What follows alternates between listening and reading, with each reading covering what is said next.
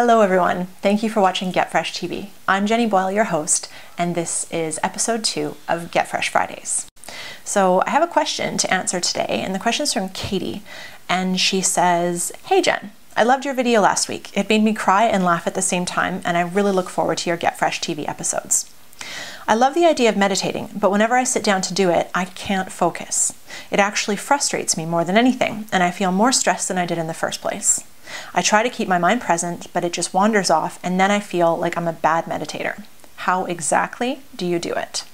Well, Katie, I'm glad you asked, because that is something that I really look forward to dealing with on Get Fresh TV, is how exactly to meditate. There's a lot of myths about meditation. I have people sometimes ask me, so what are we going to do at your meditation course? Sit around and like burn incense and chant? It can be perceived as something that's really like hippy-dippy or impractical, when really, in my experience, it is one of the more practical things I've ever done in my life. Why is that? It's because keeping your mind under your control, learning how to master your mind, and even just be in touch and actually understand the inner workings of what's going on in your head is a really practical thing to do for anybody. It doesn't even matter what you're doing, whether you're a high-level executive or you're someone who wants to lose 10 pounds or you want to do better in your job or whatever. Be really nice to your dogs. So what we're going to do today is an exercise that will get you started in meditation, and it's basically just a really good starting point.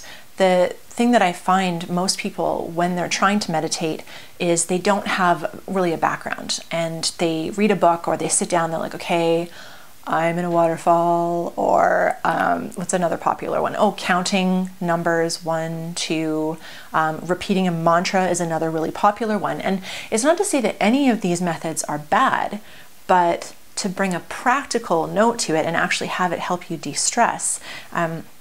I find that keeping your mind present actually in reality is one of the more helpful things. Why is that? Because stress exists when you're focusing on things outside of your control. So the past has already happened. We know that. We can't do anything about it. The future hasn't happened yet, so we can't really do anything about that either. We can plan for it, we can be prepared for it, but as far as what's actually going to happen, sitting there worrying about, how your husband's gonna approach this or how your boss is going to react when you tell him this, there's actually no practical sense in it. So by bringing your mind to the present moment, it does help you deal with stress because it helps you focus on what actually is happening in front of you. So in order to do that, what I want you to do is find a comfortable place to sit. Wear your sweatpants or your PJ pants or whatever, something that's going to be comfortable that, if you're trying to fit into a size 2 pair of jeans and they're really uncomfortable and tight, that's not going to work. So find somewhere that's comfortable, sit in clothes that are comfortable, and just find a comfortable position. So some people sit cross-legged with their hands in a certain position, and other people, sit in lotus and their back's perfectly straight. It actually really doesn't matter. What matters is that you start, and that you start building it as a habit into your life.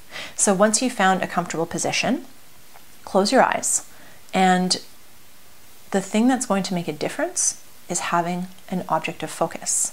So the object of focus in this case is your breath, but you don't just focus on your breath because it's like, well, how do I focus? Okay, so I'm focusing on my breath. What exactly am I doing? What I want you to do is bring your awareness to the area above your upper lip and below your nostrils. So there's just a small space of skin right there. And if you tune in with your eyes closed, which is helpful just because then you don't have visual distraction, you tune in on that area and you just use your attention and you try to feel the actual touch of the breath coming in and out through your nose. So breathing in, you can feel it. Breathing out, you're more likely to feel it, especially if you're not really tuned into that area.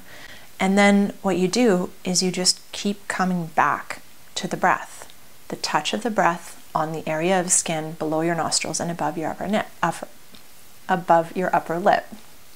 That's called Anapana meditation. It's awareness of respiration.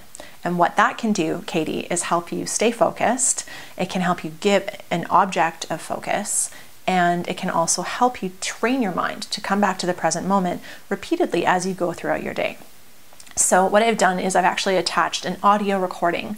It's about 6 minutes and you can listen to it. It's free. I've included it at no charge, just to help you get an introduction. It explains a little bit of the theory of mindfulness approach, and it also is a guided meditation that will help bring you back to your breath, and as a result, bring you back to the present moment, and as a result, hopefully decrease the level of stress in your life. So like anything, it has to be practiced. The secret of success is continuing to practice, whenever you can fit it in.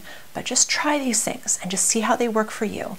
And keep coming back to Get Fresh TV, because I've got a lot more of this awesome content coming at you next week. Oh, girl. Okay. So Dion and I would like to say thank you for watching Get Fresh TV. Thanks for watching. I'm Jenny Boyle, and I'll see you soon.